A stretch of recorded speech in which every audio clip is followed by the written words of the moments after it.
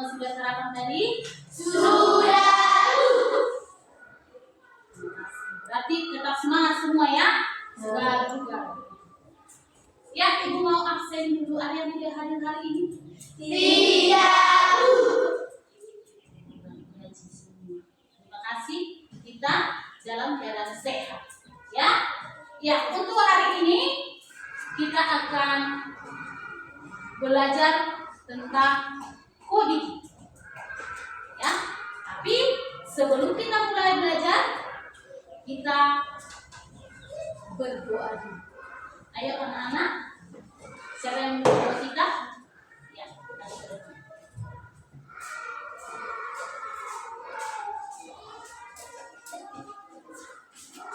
Mari kita berdoa. Puji syukur kami jatuh kehadiratmu Tuhan, di mana berkat-Mu kami dapat berkumpul di tempat ini keadaan sehat ya Tuhan. Kami sudah masuk ke ruang kami masing-masing. Bukalah hati dan pikiran kami agar dapat menerima pelajaran yang diberikan oleh Bapak Ibu guru kami ya Tuhan. Dan juga Bapak Ibu guru kami dimanapun mereka berada, berilah mereka dan rezeki yang umur agar dapat mendidik kami menurutnya. Pujilah nama sekarang sampai selama-lamanya. Amin. Baik. Sebelum kita mulai pembelajaran kita, ada baiknya kita menyanyikan lagu kebangsaan kita, lagu nasional. Ya, ayo kita sama-sama menyanyikan. Anak didik kami silakan berdiri.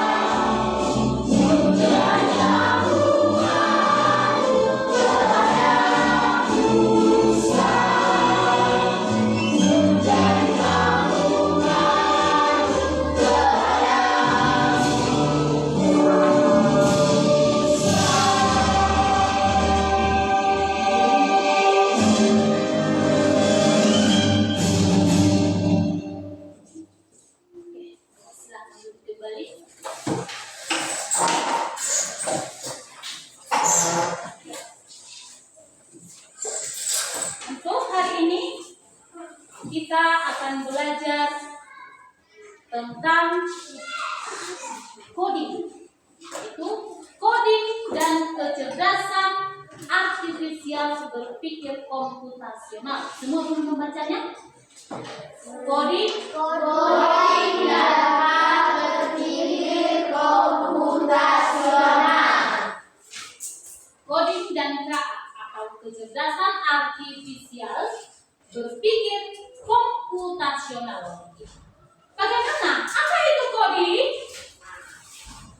Kita akan mempelajarinya setelah kita membaca apa tujuan kita mempelajari. Ayo, apa tujuan kita mempelajari coding ini? Yang pertama, sama-sama membacanya. Memahami konsep dasar coding dan KKA. Mampu mempraktikkan aktivitas sederhana coding bersama siswa. Mengimplementasikan coding dalam kegiatan aktivitas mata pelajaran. Itulah tujuan dari pembelajaran kita untuk hari ini. Yang pertama, memahami konsep dasar coding dan kecerdasan artifisial. Apa itu coding? Ayo kita sama-sama mempelajarinya. Coding itu adalah Cara kita memberi perintah kepada komputer agar melakukan sesuatu. ya. Coding itu adalah cara kita memberi perintah kepada komputer untuk melakukan sesuatu. Jadi kita yang memberikan perintah. Untuk melakukan sesuatu itu. Contohnya, kita bisa membuat game, ya, cerita interaktif, kemudian aplikasi.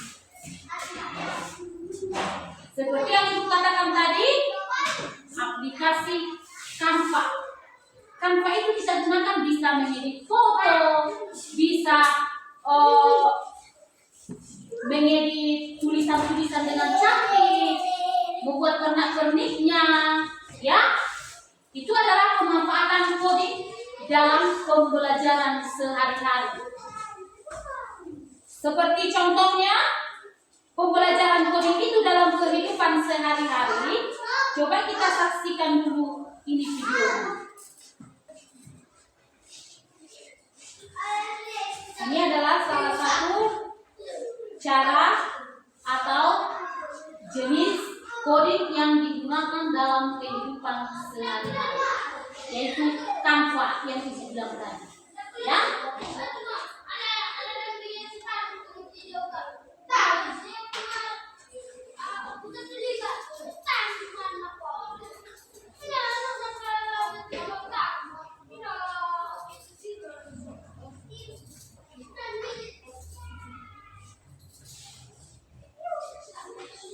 Ini pemilihan warna untuk membuat pernak-pernik atau hiasan-hiasan di kertas yang sudah dibuat atau di layar.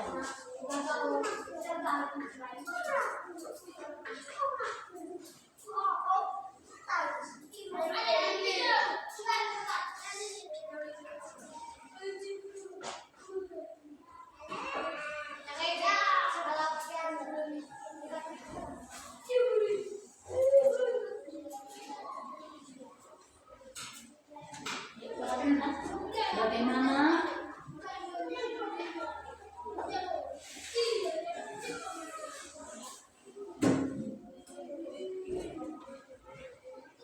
supaya nanti bisa dipraktekkan baik di rumah atau di sekolah.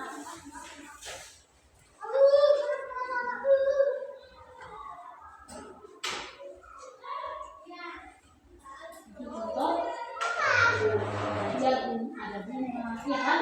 Ada bunga.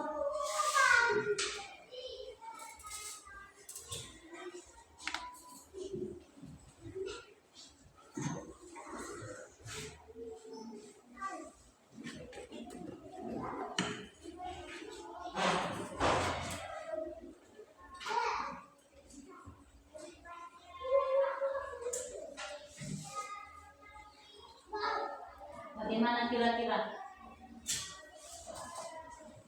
Sulit?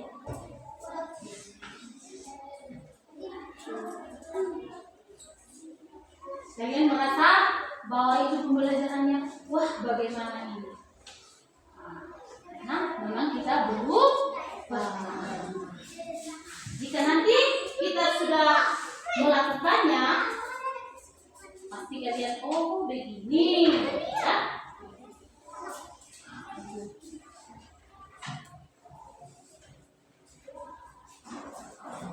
Buatnya itu berjalan bubuhan ya.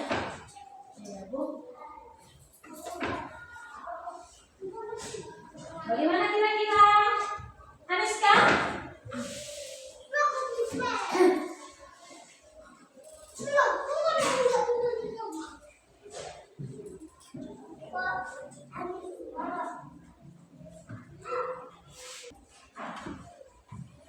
Bagaimana kira-kira? Bisa dipahami? Bisa? Oke. Jadi itu adalah salah satu contoh dari pemanfaatan coding. Ya. Untuk lebih lanjutnya kita akan mempelajari bagaimana. Ya. Nah, jadi contoh-contohnya dari coding. Bayangkan bahwa komputer seperti robot. Memang komputer seperti robot, ya. Dan kita adalah pemberi perintah supaya dia bekerja, menulis, ya. Perintahkanlah dengan benar. Kalian sudah melakukan ANBK. ANBK itu kita yang menyimpan baru data kita tersimpan. Itulah yang sudah kita lakukan sehari-hari. Itu adalah pemanfaatan coding dalam kegiatan sehari-hari dengan teknik jaringan atau komputer. Ya, oke. Bagaimana coding itu? Ya,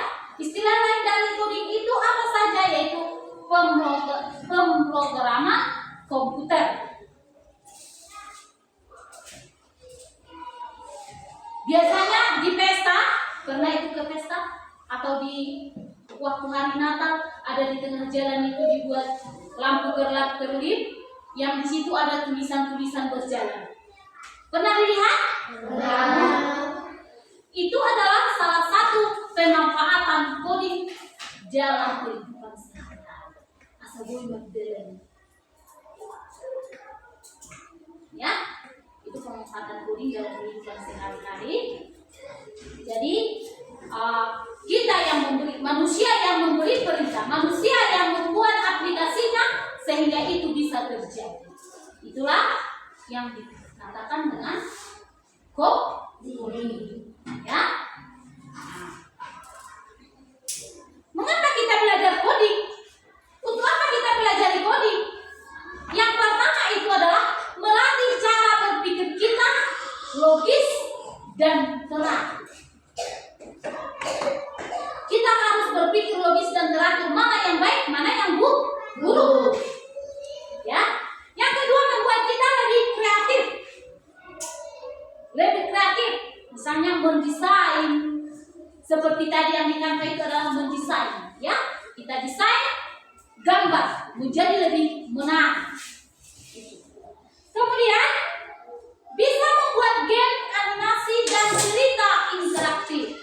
Nah, seperti halnya Free Fire itu penciptanya kan manusia, iya kan? Nah, yang digunakan apa di situ? Ya, coding itu ada yang plug, ada yang unplug. Plug itu menggunakan teknik jaringan atau komputer, unplug itu adalah dengan manual tanpa komputer. Ya. Kemudian untuk apa lagi selanjutnya? Persiapan menghadapi masa depan digital. Kuasai kepelajaran teknik coding untuk mempersiapkan masa depan kita yang lebih cerah di masa depan sesuai dengan kemajuan zaman.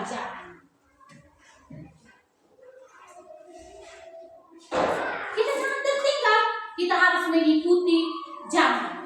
Ya, era digital sekarang berarti kita harus mampu mengkomunikasikan atau menggunakan alat-alat digital seperti halnya handphone, iya kan? Pasti kalian sudah mampu menguasai handphone. Demikian juga dengan komputer, harus kita mampu juga menggunakan supaya kita tidak tertinggal. Oke? Kemudian menumbuhkan literasi digital. Menumbuhkan literasi digital ini artinya di situ kita harus mampu mengikuti alur-alur, mencari informasi dari digital, dari teknologi sekarang, supaya kita tidak tertinggal. Ya, itulah manfaat dari kita belajar coding. Yang pertama tadi apa? Untuk apa manfaat yang pertama? Melatih cara berpikir logis dan teratur. Yang kedua? Membuat kita lebih kreatif. Tiga? Bisa membuat game, animasi dan cerita interaktif. Empat? Persiapan menghadapi masa depan kita. Yang terakhir? Menumbuhkan literasi kita. Itulah tujuan kita mempelajari coding. Ya. Apa saja komponen-komponen dasar dari coding itu atau berpikir komputasional itu, berpikir secara komputer. Apa saja komponennya? Yang pertama itu adalah decomposition. Decomposition itu memecahkan masalah besar menjadi kecil. Contohnya membuat roti. Untuk membuat roti berarti yang kita pikirkan itu adalah ambil roti, oles selainya, kemudian tutup rotinya. Ya kan? Tanpa memikirkan warnanya bagaimana. Ya. Kemudian ada pattern recognition atau mengenali pola. coding itu. Contohnya, jika karakternya apel, maka skornya bertambah. Dalam pola itu, contohnya dibuat gambar apel. Disusun ada berbagai gambar-gambar apel dan dicampur dengan buah yang lain. Jika kita lebih banyak menyentuh gambar apel, berarti poinnya bertambah. Itulah mengenali pola. Berarti yang kita sentuh adalah yang berbentuk apel. Kemudian abstrak. Abstraction menyaring informasi penting dan mengabaikannya yang tidak penting. Ini sistemnya berarti kita pandai menjaga diri. Kita harus menyaring yang penting dan tidak memikirkan yang tidak penting. Ya, nanti kita menyaring, berpikir dengan logis. Kemudian ada algoritma. Algoritma ini biasanya digunakan dalam matematik, ya, menyusun langkah-langkah untuk menyelesaikan masalah. Contohnya, kita nyalakan komputer, ya, kemudian kita buka Scratch, baru buat karakter berjalan. Scratch itu adalah animasi untuk huruf-huruf berjalan. Ya, itulah ada 4 komponen dasar dari coding. Yang pertama tadi decomposition, yang kedua pattern recognition, yang ketiga abstraction, dan yang keempat itu adalah algoritma. Ya, selanjutnya, mengapa? Contoh aktivitas coding. Contoh aktivitas coding. Yang pertama tadi dikatakan adalah coding unplugged atau tanpa komputer. Ya. Kemudian yang kedua, Scratch atau animasi cerita pendek. Animasi cerita pendek ini yaitu dengan tujuan menggabungkan suara, gambar, dan gerakan seperti film-film kartun itu. Pernah ya menonton film kartun? Ada gambarnya, ada suaranya, ada gerakannya.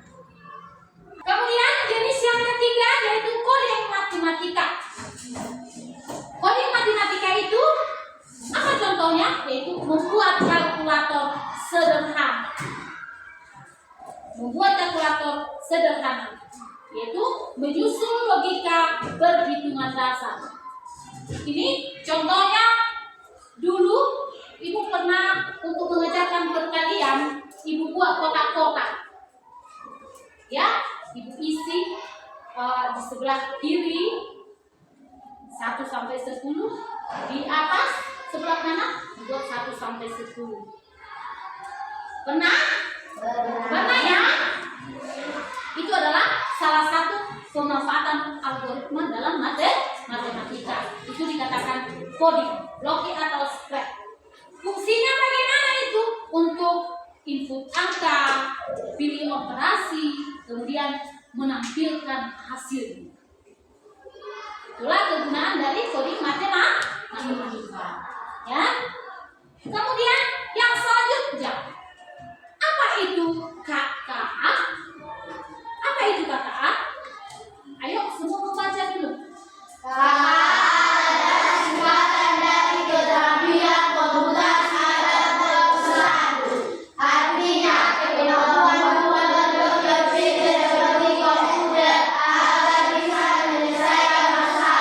Bekerja sama dan negara dengan bantuan teknologi.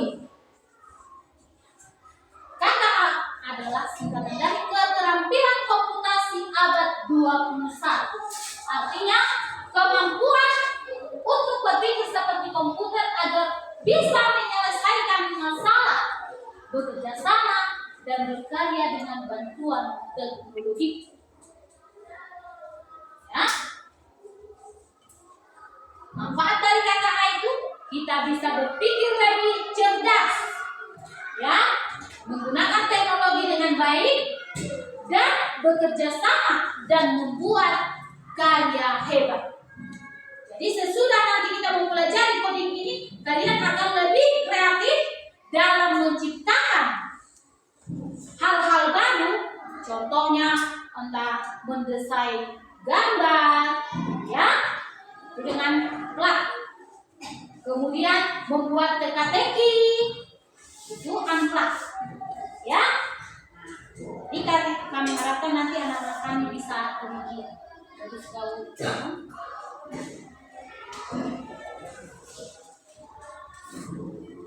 kemudian, mengapa KKA penting untuk kita? Mengapa KKA itu penting untuk kita? Ayo baca dulu, Said. Kita hidup di zaman digital. Semua hal di sekitar kita seperti ponsel, game, aplikasi, robot, dan media sosial dibuat dengan logika komputasi. Kita hidup di zaman digital, ya. Jadi kita harus mampu mengenali hal-hal di sekitar kita. Contohnya ada ponsel, bagaimana game, aplikasi, robot, media sosial dibuat dengan logika komputasi itu semua, dengan akal dan pikiran manusia yang berpikir secara komputer, ya. Dengan belajar KKA ini, kita nantinya akan bisa lebih pintar memecahkan masalah, lebih kreatif saat membuat sesuatu, bisa belajar dan bekerja sama dengan teman, siap menghadapi masa depan yang serba digital. Makanya di zaman sekarang itu semua serba digital. Contohnya kita membeli tiket digital, iya kan? Tampilan kita dunia teh. Mana kita bikinnya membeli tiket? Di bandara. Kalau tiket pesawat. Jadi kita sudah bisa dengan sistem digital online. Oke? Itulah tujuan kita belajar kecerdasan berpikir komputasional. Kemudian, apa saja itu? Apa saja isi dari KKA itu? Ya, apa saja isinya? Berpikir komputasional. Ini artinya berpikir seperti komputer tadi. Yang artinya bagaimana kita mengorganisasikannya, bagaimana kita melaksanakannya. Kita melaksanakannya dengan membuat langkah-langkah yang jelas agar bisa menyelesaikan masalah dengan tepat. Kalau kita salah membuat informasinya, nanti jawabannya akan kurang bagaimana? Kurang bagus. Jadi dalam melakukan itu kita harus memberikan informasi yang baik, ya. Oke, bagaimana kita melakukannya? Yang pertama, cara yang pertama untuk melakukan berpikir komputasional itu yang pertama memecahkan masalah atau decomposition. Ini kita gunakan di mana decomposition ini memecahkan masalah. Contohnya kita ingin membuat jus dari buah mangga contoh. Yang pertama jusnya itu dari mana asalnya? Kita ambil dulu buah. Buahnya kita bagaimanakah? Kupas. Baru potong. Baru blender. Itulah memecahkan masalah dari yang besar hingga ke kecil. Kemudian langkah yang kedua, pattern recognition atau mengenali pola.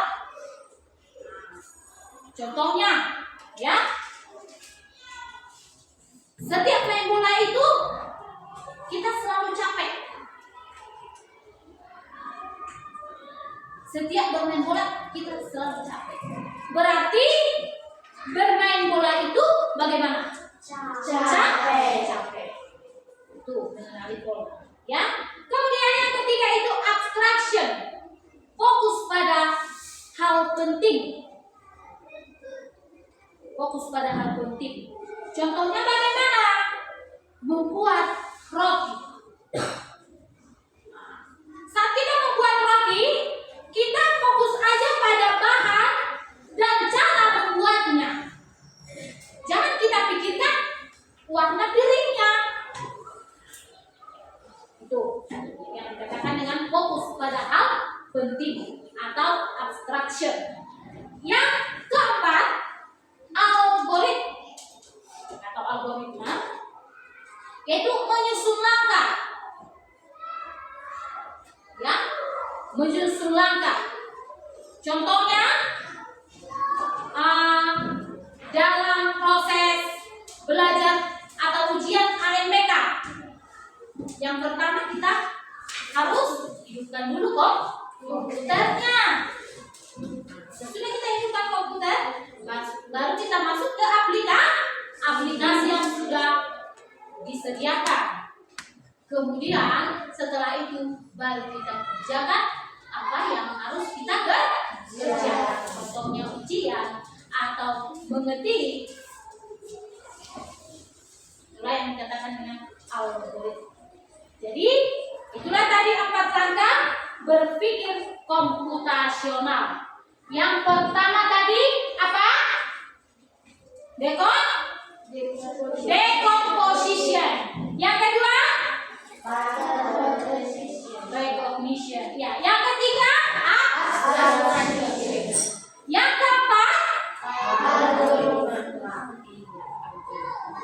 Ya. Selanjutnya, dalam berpikir komputasional itu, ya, kita akan belajar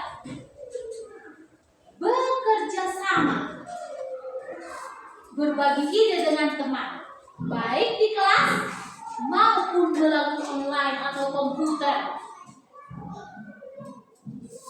Ya, bisa kita kerja sama, baik di kelas maupun dengan komputer. Contohnya, bagaimana itu yang di ruangan? Contohnya kita bekerja kelompok membuat cerita di komputer, kemudian membuat presentasi bersama, kemudian menyusun poster digital tentang hemat energi. Jadi itulah hal-hal yang bisa kita lakukan di ruangan kelas. Membuat poster contohnya tentang menghemat energi, ya kan? Bagaimana kita buat posternya? Ada yang menggambar, ada yang merangkai kalimatnya. Jadi saling bekerja sama, ya. Kemudian kreatif dengan teknologi. Dengan kode ini kita akan lebih kreatif dengan teknologi, ya. Bagaimana yang dikatakan dengan kreatif dengan teknologi itu? Yaitu yang pertama, kita bisa menciptakan sesuatu dengan bantuan teknologi. Ya, menciptakan sesuatu dengan bantuan teknologi. Contohnya karya kreatif, membuat animasi, membuat foto-foto dengan desain yang lebih cantik, ya. Kemudian animasi cerita atau diskret tadi, contohnya film-film kartun itu, ya. Contohnya film-film kartun. Kemudian poster kebersihan. Poster kebersihan itu bisa kita desain dengan cantik, sedemikian rupa supaya lebih menarik, yaitu melalui Canva. Ya. Kemudian selanjutnya ada game berhitung. Ya, game berhitung juga bisa. Kira-kira itu tentang kreatif dan teknologi. Kemudian yang selanjutnya menyelesaikan masalah dengan bantuan teknologi. Ya, bagaimana yang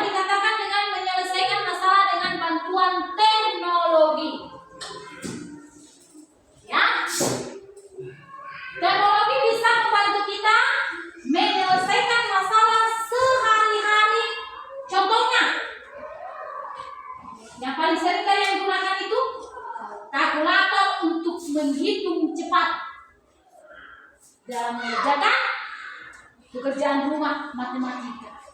Diulangi. Oke. Kemudian gunakan Scratch untuk membuat simulasi sains. Yang selanjutnya, gunakan Google Maps untuk tahu arah jalan. Apa kalian pernah menggunakan Google Maps? Bisa digunakan melalui handphone. Contohnya kita mau pergi ke suatu tempat, jadi sekarang sudah lebih mudah. Pergi ke suatu tempat kita gunakan Google Maps untuk mengetahui di mana letak atau lokasi tempat tersebut. Ya. Kemudian selanjutnya, bagaimana coding itu kita gunakan untuk mata pelajaran yang kita pelajari di sekolah, ya. Contohnya di bahasa Indonesia. Bagaimana? Yaitu dengan membuat cerita digital. Untuk matematika, game hitung otomatis. Untuk kipas, animasi rantai makanan. Untuk PPKN, Poster gotong royong digital. seni budaya, Gambar dan program proyek. siap. Selanjutnya, apa saja aplikasi yang bisa digunakan untuk mempelajari coding atau menciptakan coding? Yang pertama itu adalah Scratch. Scratch itu membuat animasi dan cerita digital. Kemudian yang kedua Canva, mendesain poster atau kartu. Yang ketiga Padlet, berbagi ide dengan teman. Yang keempat itu Google Docs, yaitu untuk menyimpan dokumen atau mengetik tugas dan presentasi. Kemudian Word, yaitu main game sambil belajar. Selanjutnya, belajar KKA tidak harus pakai internet. Itu yang Ibu katakan tadi, dengan metode unplugged atau tanpa internet.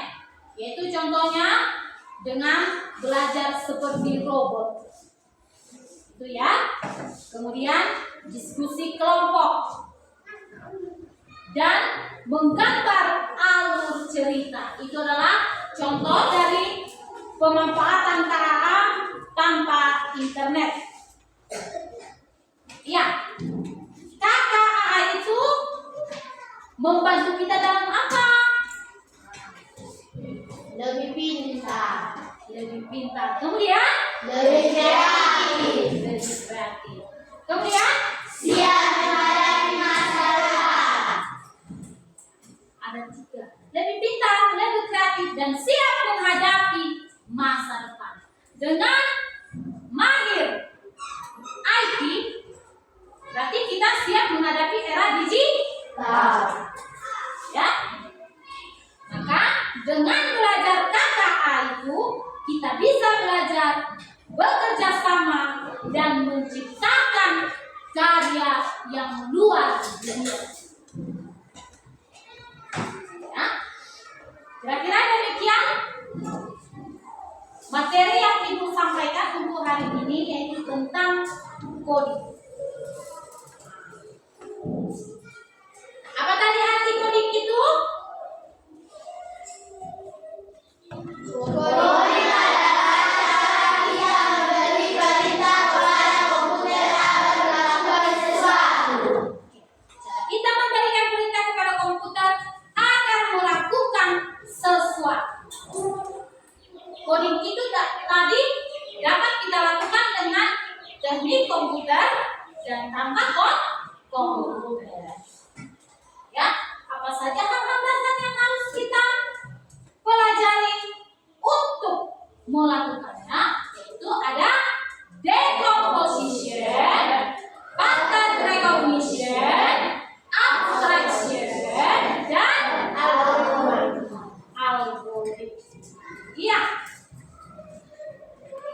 Demikian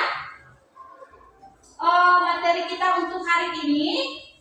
Untuk lebih memahami supaya Ibu dapat melihat bagaimana pemahaman kalian tadi tentang apa yang Ibu telah sampaikan, maka Ibu kasih PR-nya di rumah.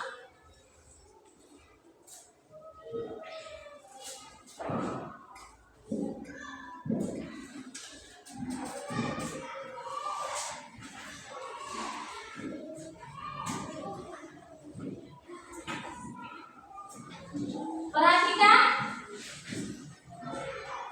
LKPD yang Ibu kasih, tolong dikerjakan dengan baik.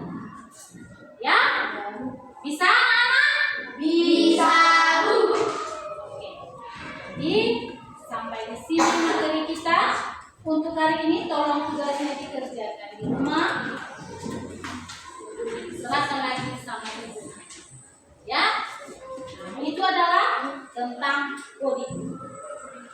Kira demikian dan terima kasih karena anak kan sudah mendengarkan dengan penuh semangat, ya. Oke, sampai di situ. Sekarang kita akhiri pembelajaran kita dengan berdoa.